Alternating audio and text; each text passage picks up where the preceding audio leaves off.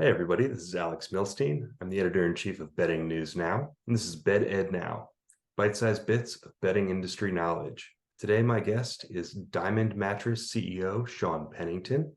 Hi, I'm Shaun Pennington, president of Diamond Mattress. At Diamond Mattress, we believe that sleep has the power to transform lives. That's why we spend countless hours developing technology and materials that will help you get life-changing sleep. We're going to talk about sales training today. How are you doing today, Shaun? I'm doing great. Thanks for coming on the show. Yeah, thanks. I'm glad to be here.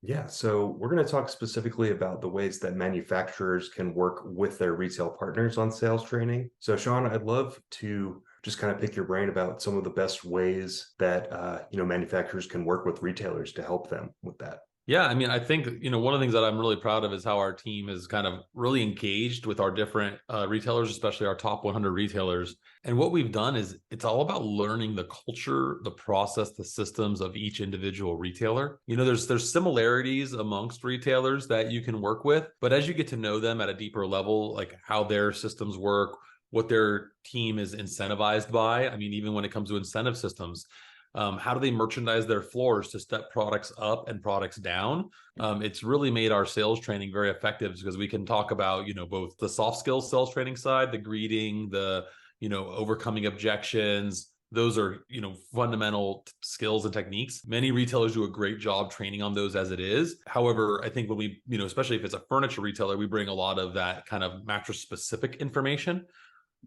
But also, how do you train on product specific and feature related items in terms of the entire milieu or the entire group of products that they have? And that's one of the things that, we really aim to do. Yeah, absolutely. Sounds like a smart way to do it. I love to kind of ask this question of what are retailers doing right or wrong? I think the answer definitely varies from person to person. So from your perspective, what have you seen retailers doing right and wrong when it comes to sales training? I've seen a lot of retailers doing things right. I was at the Sleep Summit conference just recently, and Bob Munkle gave a great presentation on how to overcome objections, and they'll do a great job with kind of like, how do I welcome the guest? How do I, engage and ask open-ended questions? How do I ask the right questions? I think is a really important one. What mattress are you sleeping on, or what brought you in today? These kinds of, open-ended questions to get conversation started and kind of disarm the customer at the point of sale can be really effective. And I think I've seen a lot of retailers do a good job with that kind of training. Mm-hmm. And so that's one of the things I've seen. One of the areas that I see of retailers can use some additional support on is how the RSAs translate that information at the time of sale, and then, use the benefits of the product to sell. Like we always like to say that selling is the transfer of belief. And people buy with emotion, then they justify by logic. And so once you kind of get them to the point where somebody wants to close, you have different buyer personas, buyer types. Some people want to know a little more about the specifics of the product itself. And then being able to have those tools at your disposal to be able to close the sale and to give the confidence in the product at the time of sale, I think is one area that some retailers have not put as much effort into. Yeah, totally agree with that. I've heard that around the industry. So, going off of that, is there any advice that you can offer to retailers or manufacturers when it comes to sales training? I think my best advice is really kind of leverage your manufacturer support. Find the guys that have a retail experience because it lends a different voice, right? Whereas the retailer has, especially if they have their own internal training systems, that's great, do that. But then work with your manufacturers to understand, hey, what is your process? One of our examples, I use one of our large partners. They have a great comfort testing process that we help them put in. And so after we kind of work with them on how does that process work, how are we going to fit guests for the mattress, and then learn their training systems, now we're able to reinforce that from a manufacturer's perspective. And that really helps lend another voice and more, even, I would say, even more credence to the message the retailer's already given. For those of us that maybe have kids, sometimes it's like, as a parent, I can tell my child, hey, when you're standing at bat, put your shoulders back a little more, whatever. My son will be like, Dad, stop it. And yet his coach comes up and says the exact same thing. And next thing you know, he's doing it. Right. So it's kind of bringing that alignment between those manufacturers and the retailer to have a cohesive message. And that's one of the things that, with our salespeople, like we focus a lot of time. We have an online university called Diamond University. They log in, and retailers can log in and get online training. So there's a consistency in that training.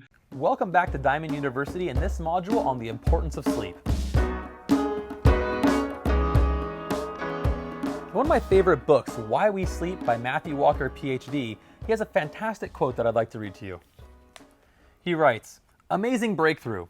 Scientists have discovered a revolutionary new treatment that makes you live longer. It enhances your memory and makes you more creative.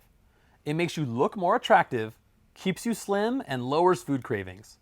It protects you from cancer and dementia. It wards off colds and flu. It lowers your risks of heart disease and stroke, not to mention diabetes. You'll even feel happier, less depressed, less anxious. Are you interested?" We really focus our efforts on creating point of purchase displays and sales tools that engage the consumer quickly. At the point of sale, what we do is we have active displays that engage a customer right away within the first 30 seconds. It also helps us train RSAs. So one of the key things is that if selling is a transfer of belief, how do I get an RSA to believe the product's going to do what we say it's going to do? Well, when we're selling copper, we have copper demos that show conductivity, that show the science behind what's going on. We use graphene blades to cut through ice. We use airflow machines to show airflow movement. So we show ways, like if we say it's going to be cool, we want to show you how it's going to be cool. Show me, right? I want to show you. I want it to be visual, audio, and kinesthetic. So I'm engaging their eyes, their ears, and their physical touch, because that's how like the learning process happens. So for us, that's what we're doing with our RSAs, is we're trying to get them to have that conviction. So all the other things they're learning from their training, when they go to sell in, they're learning the objections, they're learning the greetings. Well, now they can sell with conviction, saying, hey, this mattress really does what it says it's going to do. And if you want to know why, we provide training tools to demo it to.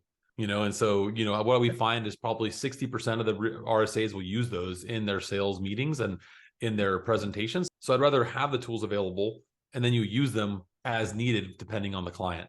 Yeah, definitely. I think that also brings up a good point about the experience at retail. That kind of helps bring more of an experience to the mattress shopping process when there are things that you can touch and feel and see the insides and get a better picture of what's actually inside that white rectangle in front of you, Oh yeah, we put ice cube machines in retail stores, and it's like we want them playing with ice and playing with stuff. It's like there needs to be some salesmanship and some almost like magicianry, right? It's like I think about like going to Costco and that guy's cooking and he's sitting up there and he's slicing and he's dicing and he's handing out samples. Like he's engaging the crowd in the product sale. And so it's the same kind of thing that we're trying to do, albeit maybe in a little more of a relaxed setting.